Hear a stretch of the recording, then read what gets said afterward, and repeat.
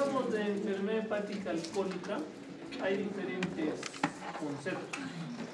Una hepatopatía alcohólica, vayan pensando, ¿qué es una hepatopatía alcohólica? ¿Qué es una hepatitis alcohólica? Esteatohepatitis alcohólica y cirrosis por alcohol.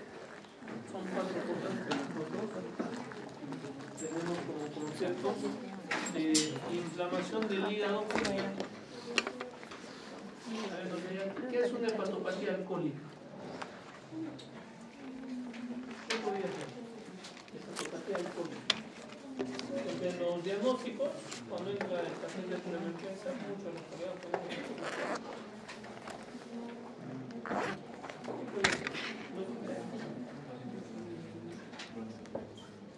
entonces una exposición crónica más o menos al alcohol. Hepatopatía alcohólica. Lo que hacen los fines de semana. Desde que ingresaron.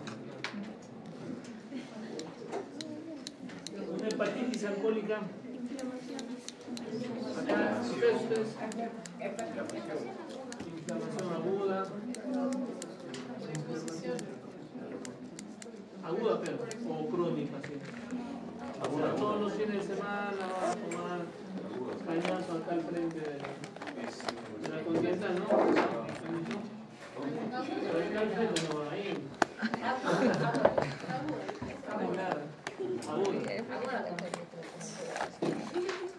La esteatohepatitis alcohólica. Esteatohepatitis o esteatosis por alcohol. ¿Qué es? ¿Qué puede ser? ¿Qué creen que puede ser?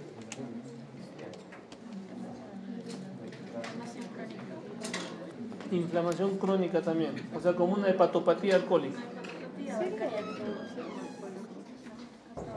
Pero lo que están diciendo ahí está mal.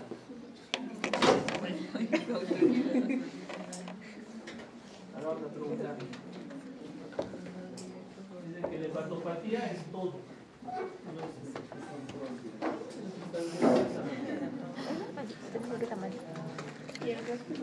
Si fuera a decirle, entonces está mal. Porque esta hepatitis es discusión crónica y no es hepatopatía. ¿Sí? No te convence. No le convence. Esteatohepatitis. ¿Y cirrosis por alcohol?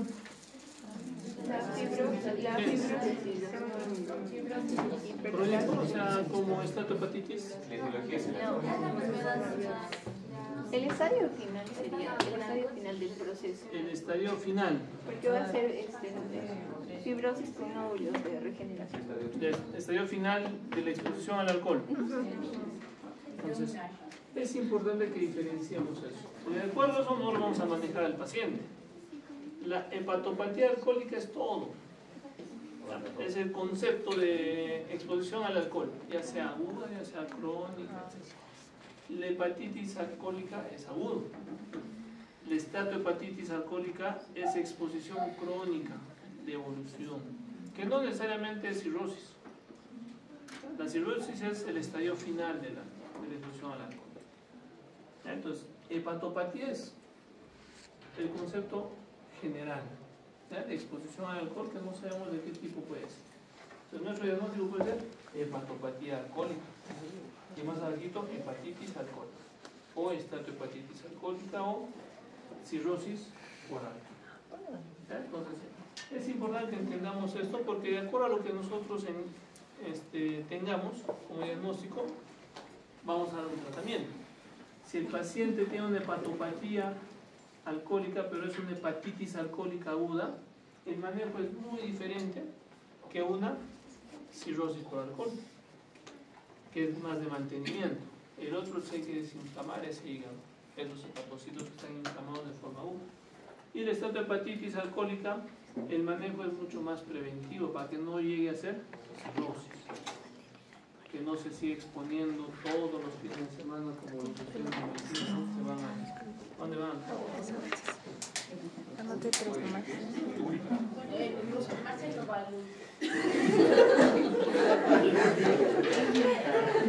es el ultra? Es un hueco en la rata. Ahí al frente de la Por el topo. ¿Cuánto? Ahí está. Ay, chingada.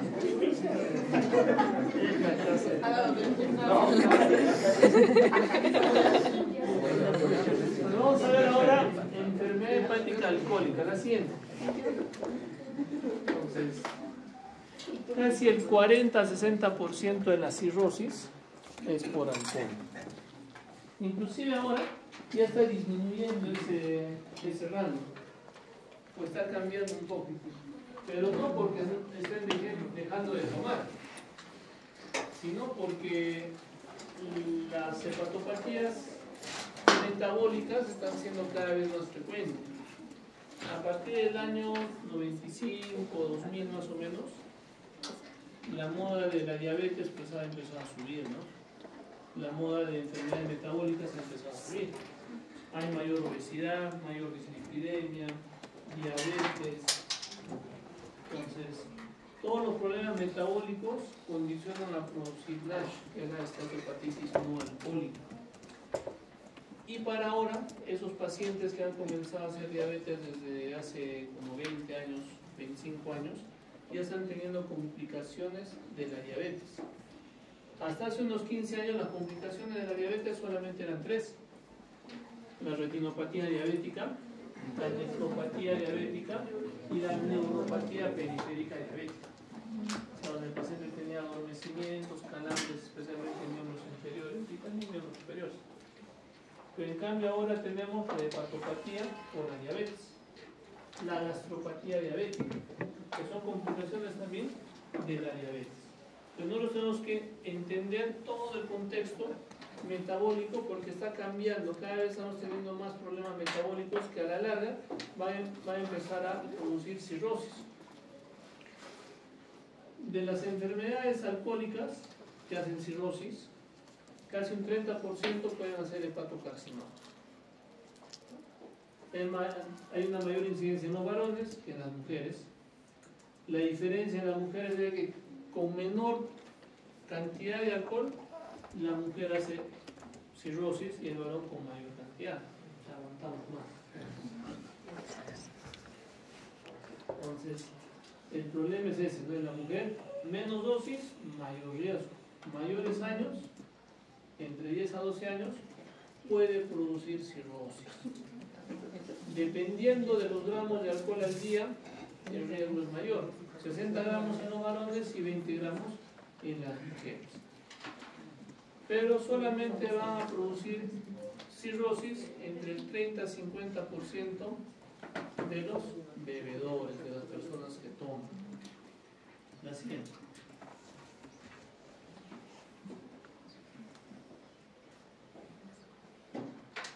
Entonces, el consumo de alcohol no solamente es una causa de mortalidad o morimortalidad por la enfermedad misma, sino también produce otros problemas, como hace poco, ¿no? ¿Han visto esa noticia? Que un borrachín en el centro se ha subido al carro compactador y pensaba que era el chofer y soltar el freno y aplastaba al trabajador de limpieza, ¿no? Entonces, lo que sucede cuando tomamos también es de que no solamente nosotros nos podemos morir, sino también provocamos accidentes. Entonces aumenta el riesgo de mortalidad, ya sea de forma directa o de forma indirecta. Es un factor de riesgo más importante o uno de los más importantes para una hepatopatía aguda y crónica a la larga en todo el mundo, ¿no? Y también puede activar algunos cánceres como el hepatocarcinoma, colangiocarcinoma, y puede llegar hasta un 3.8% del total de las muertes. Y la tercera causa que es prevenible de las muertes en la población joven, especialmente en Estados Unidos y acá en Sudamérica cada vez está aumentando, ¿no? Hay mayor población joven que está tomando, especialmente universitarios están tomando ahí, por jalar cursos. Paquete. La siguiente. Entonces, dejemos esta imagen en nuestra vida, ¿no? Estamos como Bart Simpson ahí, detrás de un vaso vacío todavía. Así es. ¿De qué es su hermano?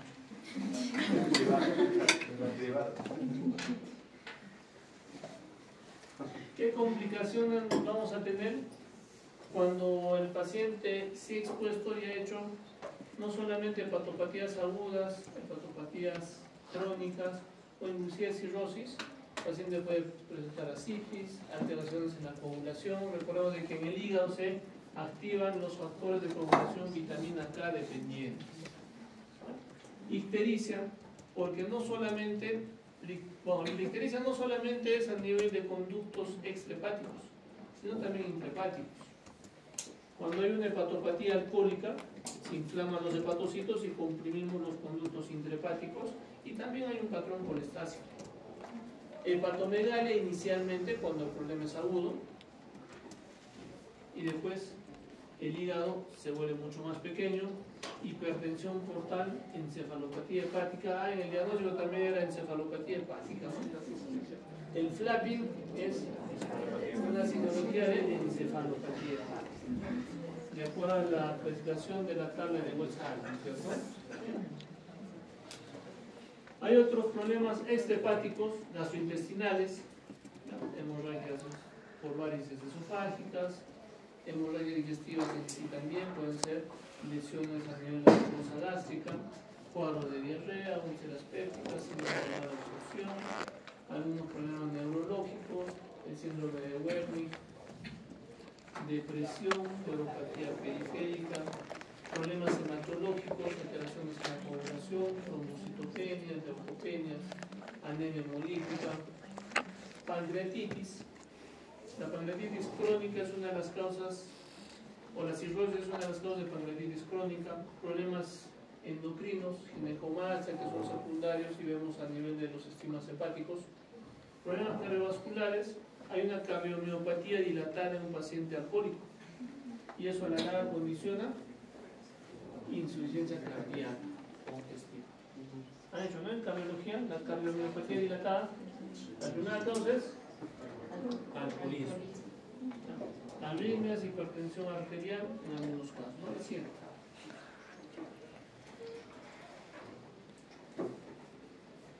De esta forma podemos calcular cuánto tomamos en gramos de alcohol. La equivalencia es más o menos de 10 a 12 gramos de alcohol. En 360 ml de cerveza hay de 10 a 12 gramos. En 20 ml de tequila o vodka hay de 10 a 12 gramos. Y en vino brandy de 120 ml. Ya vamos a calcular los gramos de alcohol en un litro de vino, suponiendo el volumen 1000 cc, grado de alcohol del vino al 12%. El volumen del alcohol vamos a ver que es el 12% por 1000, 120, y la masa de alcohol de 120 por 0.8, que es una constante, es igual a 96 gramos de alcohol. Entonces más o menos podemos calcular cuántos gramos de alcohol tomamos al día o a la semana. La siguiente.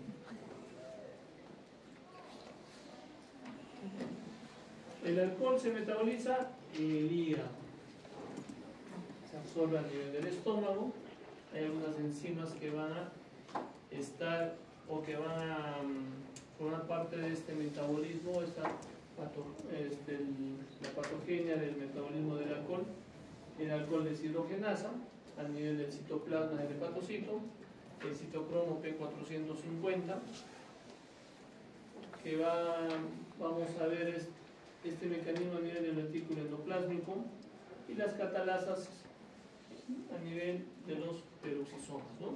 Entonces, estas enzimas van a ayudar a metabolizar el alcohol en el hepatocito. Ojo, justo el otro día una paciente decía, ¿no?, Doctor, ¿puedo tomar epavionta antes de tomar? Eso me malogrará mi hígado. Si tomo el alcohol, pero primero tomo epavionta, ¿tendré el riesgo de hacer cirrosis? La pregunta sería, ¿y el alcohol dónde se va a metabolizar? ¿Fuera del hígado? No, igual se metaboliza dentro del hígado. ¿De que eso puede ayudar a metabolizar un poquito más rápido? Posiblemente sí, pero a la larga seguimos inflamando ese hepatocito. Entonces, lo único que puede ser que haga el epavionta o estos medicamentos que ayudan a metabolizar el hígado, de que se metabolice y no nos emborrachemos fácilmente, ¿no? Pero la exposición al alcohol va a ser la misma.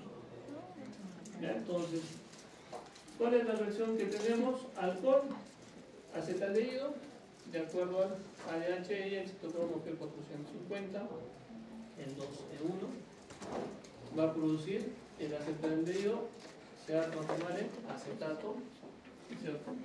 Entonces, ¿y ese metabolismo dónde se produce? En el hepatocito, en el hígado, la siguiente.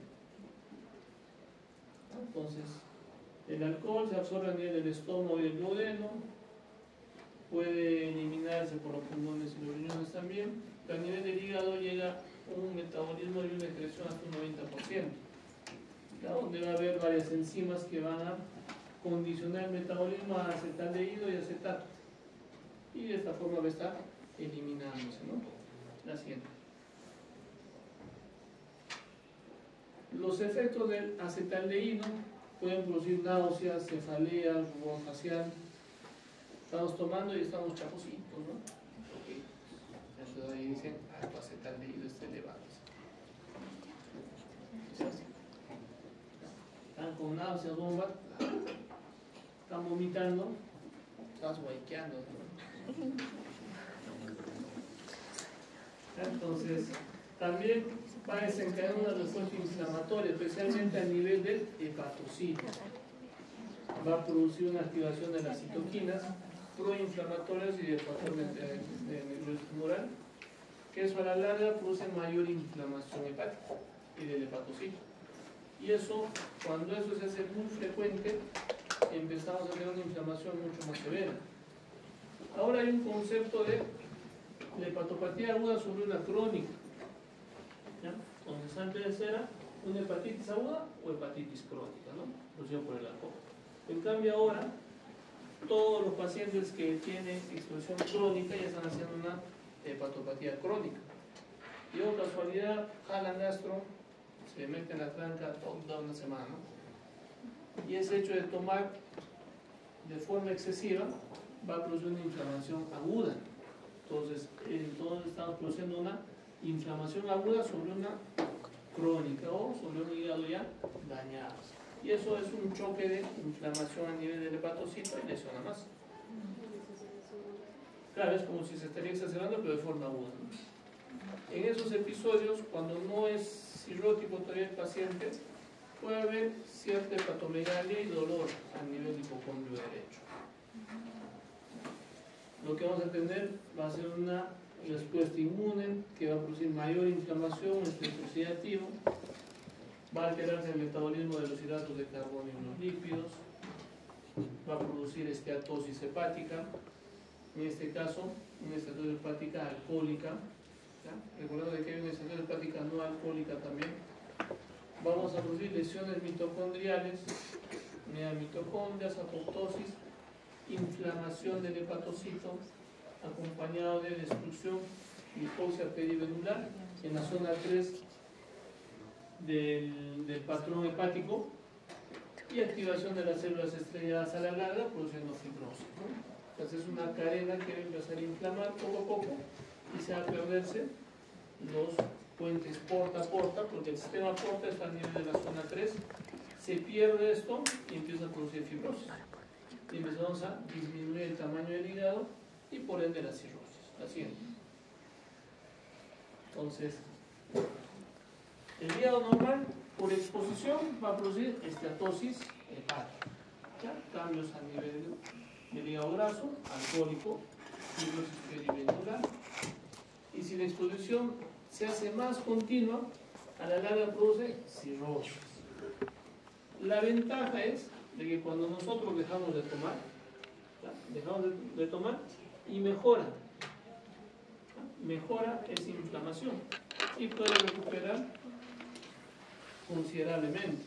Si el paciente, de acuerdo a un FibroScan, tiene, el FibroScan es un estudio, ¿no es cierto?, que han visto en la anterior clase, también han hablado de FibroScan, que nos ayuda a ver la fibrosis hepática. Desde F1, donde no hay casi nada de fibrosis, hasta F4, que es la cirrosis. Si el paciente tiene un F3, dejando de tomar puede regresionar hasta un F2 y casi a un F1. Entonces mejora bastante bien. Pero si ya llega a F4 es muy difícil que regresione a F3 o a F2. Entonces la abstinencia mejora. La exposición intensa o aguda produce una hepatitis alcohólica. En este caso es diferente que una exposición crónica, ¿no? Es diferente que tú vayas a tomar un par de cervezas todos los fines de semana o interdiario. La exposición de inflamación es poco a poquito, lento, pero va inflamándose poco a poco. A que tú vayas y te metas toda una botella de 1 litro de cañazo en un par de horas, donde le está dando un choque de alcohol al hígado que inflama mucho más y produce una hepatitis aguda. Entonces, acá hay cambios grasos y fibrosis de forma crónica, ¿no? En cambio, acá hay necrosis del hepatocito, inflamación mucho más severa, alteración de los cuerpos de Mayer y cambios grasos. La ventaja de los dos es de que cuando hay abstinencia, regresiona o se va para la parte de la esteatosis. Pacientes con hepatopatía crónica a exposiciones intensas hacen hepatitis aguda sobre un hígado ya dañado. Si estos ataques repetitivos, todos los fines de semana me voy a jugar 2-3 días, ¿no? Mañana, tarde, noche. Entonces son ataques repetitivos o exposiciones de forma brusca al alcohol, igual vamos a hacer cirrosis. Y la cirrosis, ¿qué es lo que tiene? Máximo un 20% de hígado funcionable. ¿No? Máximo. Normalmente es entre 8 al 20% que está funcionando todavía. Muchas veces el paciente ya empieza a leer su perfil hepático, ¿no? Perfil hepático. El paciente ve los primeros momentos recontra altos. TGO, TGP en 400, 300, se preocupa. Pero cuando llegue a la cirrosis, como su función ha disminuido hasta un 8 a 20%, ¿la TGO y la TGP estarán altas?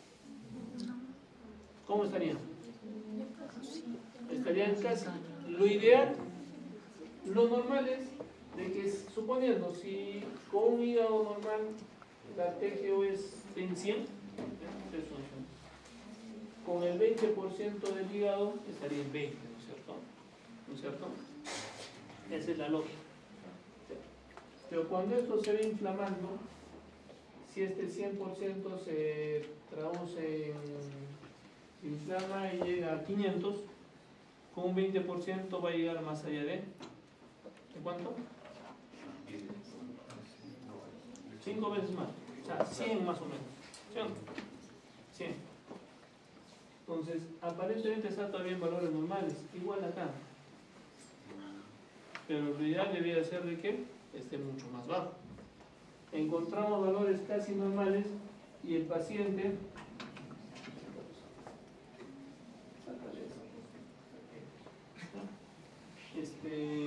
el paciente ve su perfil hepático que está entre comillas en valores normales y dice, ya me sanamos, estoy bien. Pero no es de que esté bien, sino de que ese hígado ya no está produciendo muchas enzimas hepáticas. Por eso ya no está disparándose demasiado los valores. Vemos, la TGO está en 30 y la TGP está en 10. Como es hasta 35, su valor normal, este valor normal está bien. Pero si le sacamos la relación, está más de 2 veces su valor normal. Con la relación es más de 2, ¿cierto? 30 y 10 está más o menos en 2.6, algo así, ¿no? Entonces, está haciendo un cuadro de hepatitis por alcohol. Entonces, es importante que nosotros veamos y leamos bien nuestro perfil hepático, o algunos colegas también se confunden. Ven el perfil hepático que está casi normal, está bien, pero no nos damos cuenta de que es cirrótico el paciente, de que no debería estar en valores normales altos. Eso quiere decir que el remanente esté inflamándose permanentemente y esté elevando un poquito, porque debería estar mucho más. Entonces, este gráfico nos ayuda a entender mejor la exposición crónica, la exposición aguda, que a la verdad no va a llegar a ser cirrosis. La ventaja de que la abstinencia mejora ese hígado. Ya, la abstinencia mejora el hígado. Es que ya no tome. La siguiente. La siguiente.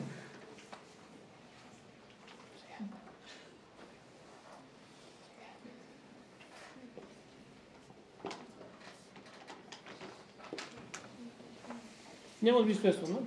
Entonces, la parte de la inflamación por toxicidad, alteraciones inmunológicas, la predisposición genética también influye mucho. No todos los pacientes hacen cirrosis. Doctor, tengo un tío que toma todos los días como cargador, ¿no? Parece ingeniero, ¿cierto? Pero no es cirrosis, está normal. Entonces tengo otro tío que toma una vez al mes y está mal del hígado, ha hecho cirrosis. La parte genética influye mucho. Y la nutrición. La parte nutricional también influye tanto en la absorción del alcohol como en el metabolismo, y las alteraciones en un paciente desnutrido son mucho más altos que en un paciente inmunocompetente, ¿no? La siguiente. ¿Cuál es el problema para el diagnóstico? ¿Quiénes toman todos los fines de semana? El primer punto, ¿no? La negación. El paciente dice, no tomo así, no tomo. Todos los fines de semana, pero no tomo así. La negación es uno de los problemas del paciente. El paciente no acepta de que sí toma. Ya han visto en las rotaciones, ¿no? En los pacientes cirróticos, ¿y usted toma? No, hace tiempo que no tomo. ¿Su familiar? Las familias. Toma todos los días. Ahorita está sano porque lo hemos traído de su casa. O vergüenza social también. Vergüenza social, no quieren que se entere nadie. Algunos pacientes tienen ausencia de la sospecha clínica, o sea, no reflejan alcoholismo. Incluso hay algunas ausencias de algunos marcadores. No en todos se eleva el GGTP por alcohol. En pacientes con exposición un poco más crónica, sí. En pacientes exposición aguda, justo hace poco un paciente de la mina vino con el GGTP alto. Estaba recontra alto. Tiene dos pacientes. Un paciente de la mina que viene al consultorio porque su médico ocupacional le dice, doctor, tiene que pasar por gastro porque su GGTP está alto. ¿Y qué había pasado? De que una semana antes de su evaluación había sido día de la mina y se había metido la tranca, ¿no? Y los exámenes ocupacionales salen altos, ¿no? Entre 150 la GGTP. Lo único que estaba alto, lo demás está casi normal, incluso la GGTP está en el valor límite superior. Y nos mandan pensando en un cuadro colestásico posible, se le hacen algunos controles, exámenes ecográficos, viabilidad, etc. Todo normal. Y en el control de 3 semanas después, porque lo que sí tenemos que saber es de que el perfil hepático se empieza a normalizar entre 2 a 3 semanas después de haber sido alterado. No es de que yo le hago un examen ahora y espero que para pasado mañana ya esté normal. Posiblemente esté subiendo o esté bajando, pero lento, pero siga alto, ¿no? Entonces, no hay que pedirle por pedir a cada rato, a no ser que esté pensando de que esté evolucionando a que esté peor el paciente, no de que esté mejorando. Si quiero ver mejoría, porque clínicamente lo veo que está mejor, mejor le piden 2 semanas mínimo, no antes. Pero si veo de que está desmejorando, tiene trastorno de la coagulación, está con equimosis, que es diferente a petequias, ¿no? ¿Qué te dan las petequias? ¿Qué te dan las petequias? ¿Cuándo aparecen las petequias? Trombocitopenia. ¿Qué más? Alteración de la coagulación.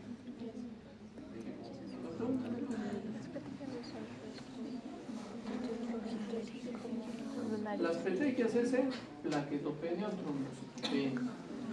Y en alteraciones de la coagulación son las equimosis. Alteraciones del TP, alteraciones del TTPA, vitamina C, vitamina S.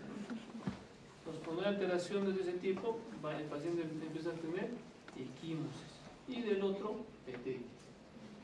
Entonces, es importante. Igual también otro paciente, abogado ya también, que hace poco ha sido su... No, a fines de septiembre, ¿no? A fines de septiembre. ¿Qué colegio ha cumplido su día? Ha sido San Antonio, ¿no? San Antonio. San Antonio, el 30 de septiembre no es San Antonio. San Martín, tal vez. Pero justo era 25 años de su promoción. No toma, pero se tomó. Se hizo un examen una semana después y estaba alto sus exámenes, ¿no? Y para su mala suerte, como un año antes le habían dicho que tenía hepatitis B. Y que se desesperó, hizo exámenes por todo lado y al final salió negativo de hepatitis. Su antígeno superficie positiva, etc. Igual viene preocupado. Después a las 3 semanas hizo eso y después de una semana más se hace y ya estaba normalizando, ¿no? Entonces está para evaluar y controlarle para ver si vuelve a aumentar, pero parece que tenía más un patrón hepatocelular a través del alcohólico, ¿no? El BCM también puede ser alterado, las transaminasas que hemos visto. Y sí hay que hacerle algunos test psicológicos, ¿no? Especialmente en pacientes con cirrosis. Pacientes con cirrosis vamos a ver de que las complicaciones son encefalopatías. Los que han tratado conmigo, algunos han leído lo que es la guía de encefalopatía, donde no solamente vemos la tabla de Westhaven, que nos ayuda a ver la parte clínica, sino también el tipo de encefalopatía, el tipo de paciente. ¿Ya? Si el paciente tiene cirrosis, tiene los SHUM, o tiene hepatopatías agudas. ¿Ya? De acuerdo a la tabla de Westhaven, el grado de encefalopatía, una encefalopatía mínima, grado 1, 2, 3, 4, ¿no? Dependiendo de eso, la sintomatología. Pero entre ellos hay una encefalopatía encubierta, o sea, asintomática. Tampoco va a haber una encefalopatía asintomática, ¿no? O sea, no es raro.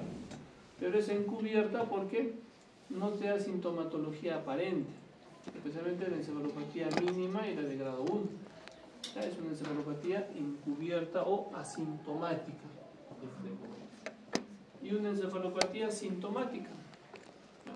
Que es la de grado 2, 3 y 4. ¿Por qué esto es importante? Porque da un grado de trastorno funcional en la parte de la conciencia, la encefalopatía mínima y la de grado 1. ¿Qué maneja Carlos? ¿Alguien? Sí. ¿Hay más? Han pasado, ¿no? Para brevete, o no han pasado también. Cuando pasamos el examen médico para el brevete, te hacen unas pruebas, hoja papel, te hacen escribir unas cositas, dibujar, te ponen unos aparatos acá y te empiezan a mandar unas señales de sonidos y tú empiezas a escuchar y tú vas apretando ahí si has escuchado al lado derecho, bla, o al lado izquierdo, etc. Entonces, si el paciente tiene encefalopatía mínima, una encefalopatía de primer grado, en Estados Unidos no les dan el bebé, porque ya es un factor de riesgo para que el paciente maneje, y no les dan.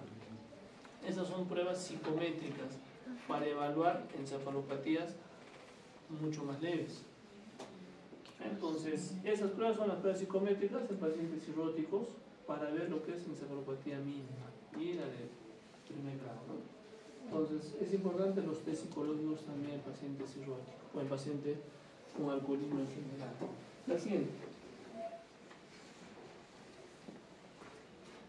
Una hepatitis aguda alcohólica, clínicamente el paciente, muchos de los pacientes pueden ser desde asintomáticos hasta presentar alguna sintomatología aparente, ¿no? Desde ictericia, cansancio, pérdida muscular, fiebre, dolor abdominal y asitis. Ojo, la asitis no solamente es en pacientes cirróticos, sino también en pacientes con hepatopatía aguda, alcohólica mucho más. En la parte clínica vamos a ver que hay una hepatomegalia. Ojo, hepatomegalia en cuadros agudos. ¿Y eso qué produce? Dolor a la palpación a nivel del hipocondrio derecho. En algunos casos puede haber estigmas de hepatopatía crónica, sí, puede haber, ¿no? Cuando hablamos de pacientes con hepatopatía aguda sobre una crónica. Esplenomegalia, también puede haber o hiperesplenismo, que es la parte de la función del hígado, y algunas descompensaciones hepáticas, ¿no? Trastorno de la coagulación, ictericia también, asitis, etc. ¿Y por qué puede doler? ¿Por qué duele el hipocondrio derecho en una hepatopatía aguda? Por inflamación.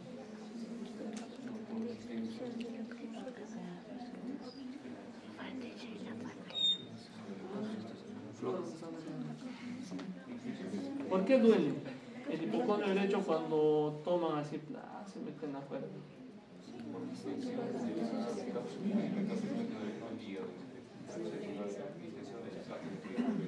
La cápsula de Gleason es lo que duele.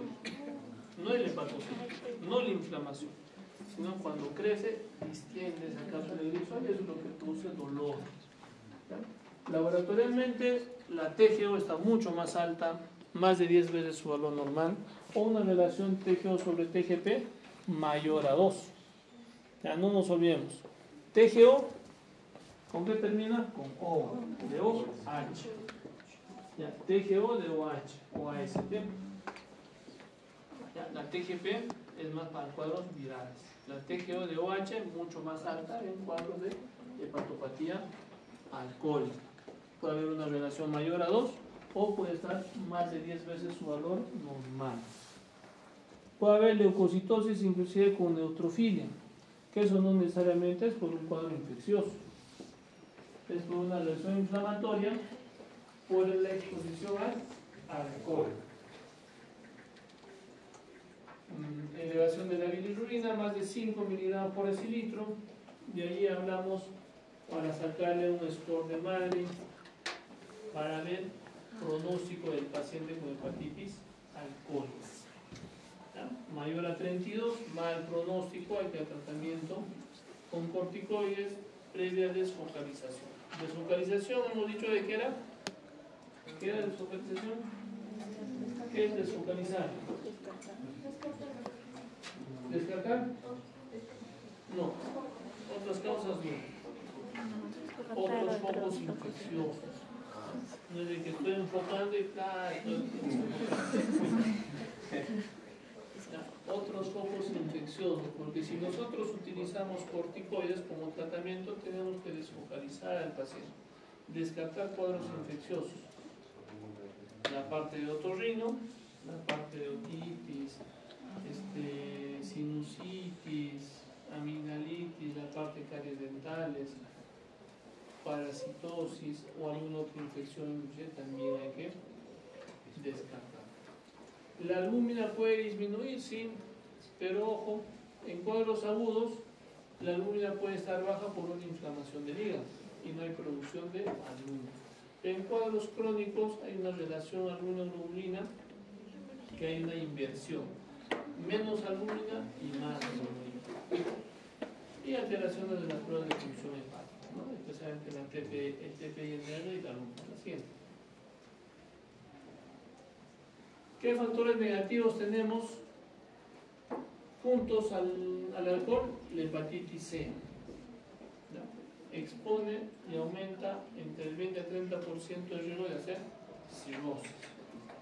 La obesidad también y el tabaco aumenta el riesgo de hacer cirrosis. Paciente. Alteraciones histológicas, vamos a encontrar una estatohepatitis alcohólica, lesiones mucho más grandes. La siguiente. La balonización de los hepatocitos en la biopsia hepática. Siguiente. Los cuerpos de Mayorin también van a estar presentes. Los siguientes son los moraditos que están ahí. La siguiente. Este es el índice de madre. Yo a los pacientes les digo, ¿no? Hay que sacarle su madre, ¿no? Porque toma mucho. Entonces hay que sacarle su índice de madre, donde es el 4.6 por el TP del paciente menos su control. El control es de 12 a 14 menos 14, más la bilirrubina total. Si esto es más de 32, tiene mal pronóstico, alta mortalidad, hasta un 50% en 28 días. Y el paciente con hepatitis alcohólica es muy frágil. Ustedes lo pueden estar viendo, y eso a veces es frustrante.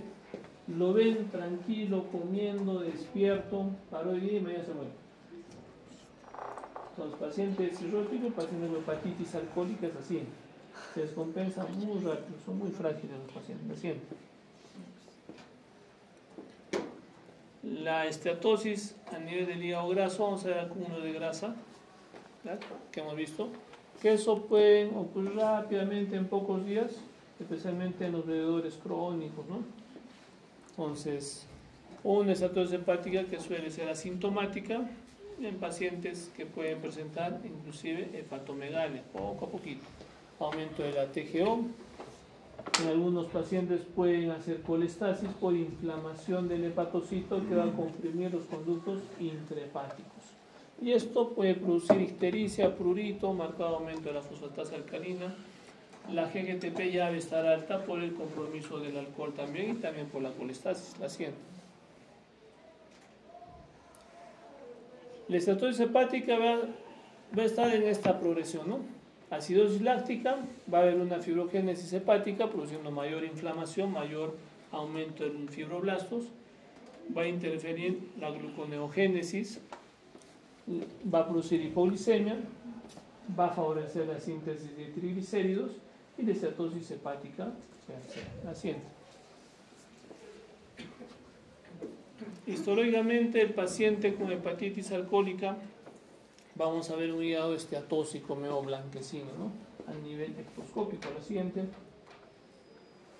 Histológicamente vamos a ver esteatosis hepática con acúmulos y distensión de los hepatocitos. La siguiente, y acúmulo de grasa, ¿no? Esteatosis hepática, alcohólica, que son lesiones más grandes. La siguiente. Y en la cirrosis ya también el paciente empieza a presentar necrosis, que la exposición crónica produce necrosis, fibrosis, radioregeneración de forma difusa, nodular, desorganizada. Va a haber una pérdida de la arquitectura, de la anatomía y de la vascularización a nivel del hígado mismo, produciendo bordes irregulares, borde romo, superficie nodular. Lo que sí vamos a encontrar va a ser un patrón micronodular en la superficie del hígado, la siguiente. Como acá. Micronodular son varios nodulitos chiquititos, ¿no? Que va a condicionar a producir una alteración y a la larga la cirrosis en los pacientes con exposición al alcohol. La siguiente.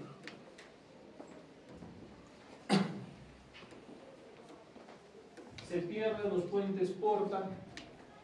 Los hepatocitos están formados por espacios porta.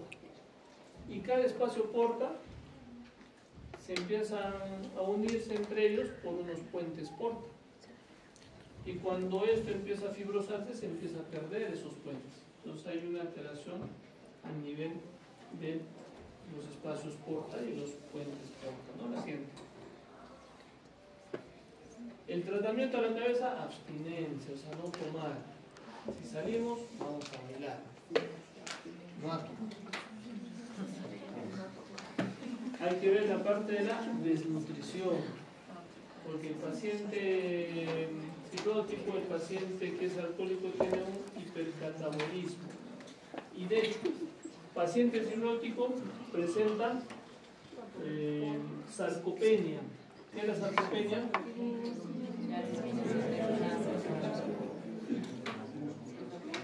Ya, disminución de la masa muscular. Ya, entonces hay atrofia muscular en los pacientes cirróticos por un hipermetabolismo, una sarcopenia del cirrótico. El paciente cirrótico no puede estar en ayuno. Dejamos el celular. No puede estar en ayunas más de 8 horas. Si el paciente cirrótico hace ayuno más de 8 horas, empieza a activarse la sarcopenia. Por eso en el manejo nutricional tenemos que darle un soporte nutricional en la noche al paciente cirrótico, eso de las 10, 11 de la noche. Desayuno, almuerzo, cena y un lonche a las 10 de la noche, para que se pueda desayunar a las 6 de la mañana y no tenga una exposición mayor de ayuno. ¿Ya? Nutrición hipercalórica, ya sea por nutrición enteral, zona nasogástrica, nutrición perienteral. Corticoides en el caso de que el paciente presente una hepatitis alcohólica. Uno de los problemas de los corticoides es de que podemos activar muchas otras enfermedades también. Si el paciente tiene hepatitis B, la inmunosupresión se activa o activa la hepatitis B oculta. Entonces hay que ver la encefalopatía, hay que ver las infecciones, las hemorragias. Si el paciente con corticoides mejora, la mortalidad mejora también el paciente con hepatitis alcohólica aguda. Entonces, pero lastimosamente el manejo con corticoides solo responde casi un 40% de todos los pacientes. Creo que ahí nos quedamos. En ese tema.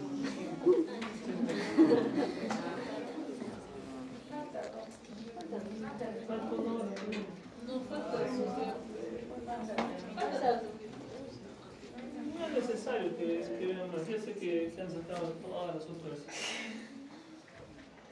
otras diapositivas. ¿Falta? Sí, la pentoxifilina. ¿Anterior? Entonces, si no funciona con corticoides, pentoxifilina, que va a ayudar también a inhibir el hormona alfa, va a inhibir la síntesis de citoquinas, o sea, toda la inflamación va a ayudar a que esto no progrese. ¿Cuánto damos? De 400 miligramos cada 8 horas durante un mes. Pero la mortalidad va a disminuir de un 24% de mortalidad, o sea, disminuye hasta un 46% de los pacientes. Los anticuerpos anti-TNF también ayudan con infliximab, adalimumab, que también ayuda a mejorar, especialmente los tratamientos biológicos que son estupefacientes. Otros medicamentos, antioxidantes, vitamina N, acetilcisteína.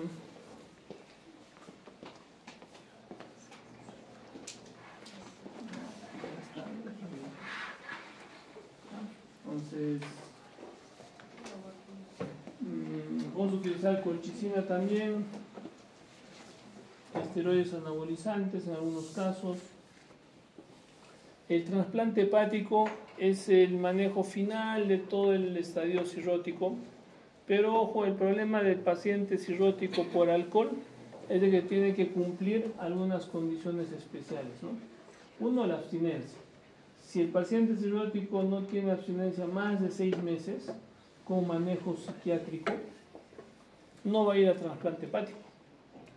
Es diferente, o sea, el paciente cirrótico por alcohol es muy desorganizado, desordenado, el paciente no entiende, ¿no? Hemos tenido una paciente, ¿se acuerdan? No sé con qué grupo, de que ya no coma sal. ¿Qué voy a hacer? y viene todo los martes con su aceite brutal y la sale 5 litros nada más, porque no quiere dejar de comer sal. A la larga la citis persistente produce alteraciones funcionales renales y va a empezar a hacer una falla renal, crónica, pero no entiende la cosa. Entonces, viene una vez, le hemos dicho eso, nunca más ha venido con nosotros. Pero hay que explicarle, o sea, es complicado el paciente cirrótico por alcohol. Paciente cirrótico que es por otra causa, ahí sí el paciente es mucho más ordenado, el paciente entiende mejor y ellos son los que están en lista de espera en su gran mayoría. Hay que ver algunas otras contraindicaciones, podemos incluir a la lista de espera de acuerdo al puntaje. Hay un puntaje MEL que nos ayuda a ver pronóstico del paciente también, paciente cirrótico. Hay que ver la sobrevida del paciente, ¿no? Eso nos ayuda para incluirlo o no. Y lo otro, que es un problema también en pacientes post-transplantados, es de que como ya está mejor, entre comillas, y la parte emocional no está funcionando bien, el paciente piensa que ya me mejoraron el hígado, entonces ya puedo seguir tomando otra vez.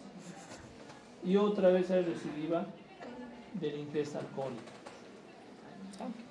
Entonces, eso es un problema en los donantes y en las personas que hacen el manejo del trasplante hepático. Hay unidades de trasplante hepático en el Perú, que está en el Almenar, en el Revaldeaqui y en el hospital del niño de de San Borja. Ya se está haciendo un trasplante hepático. El manejo es mucho más multidisciplinario, no es como hacer un trasplante renal. Es mucho más fácil hacer el trasplante renal, porque la función renal no controla muchas cosas como el problema de la coagulación. Uno de los problemas en un trasplante hepático es de que puede hacer una falla hepática intraoperatoria. Como se le saque el hígado, todos los factores de coagulación empiezan a alterarse de forma brutal e instantánea. Y el paciente puede sangrar a cualquier nivel. Entonces, es un operativo de trasplante muy cronogramado, porque si tú te pasas en la implantación del hígado un poquito más, esa falla hepática puede producir lesiones más severas a nivel cerebral, a nivel renal inclusive, a nivel cardiovascular, etc., ¿no? Sangrados espontáneos. ¿Ya? Creo que ahí es, sí. Recomendaciones: no hay que tomar licor, excedemos moderadamente. Es importante la alimentación, no tomar a estómago vacío, porque el efecto es mucho mayor. El alcohol es un inflamante hepático, o sea, va a producir inflamación del hígado, altera los días laborables. O sea, los pacientes piensan de que tomo hoy día y mañana voy a seguir trabajando normal. No es así. Y lo más importante que hablamos es la negación. Adelante la mano, ¿quiénes toman los días de semana? No todos.